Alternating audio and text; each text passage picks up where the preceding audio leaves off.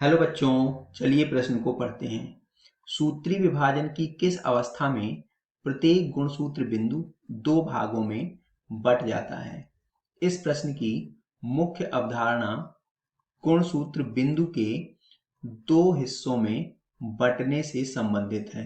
हमें यह बताना है कि सूत्री विभाजन की किस अवस्था में गुणसूत्र बिंदु जो है यह दो हिस्सों में बट जाता है। तो कोशिका विभाजन की अगर अवस्थाओं को देखें तो चार अवस्थाएं होती हैं।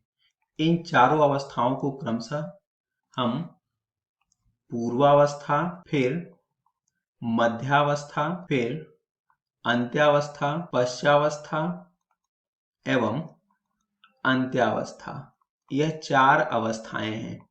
और इन चारों अवस्थाओं में अगर हम देखें तो यह पश्चावस्था है जहां पर एक गुणसूत्र दो अर्ध गुणसूत्रों से मिलकर बना हुआ दिखाई देता है और इन दोनों के मध्य यह गुणसूत्र बिंदु हो गया।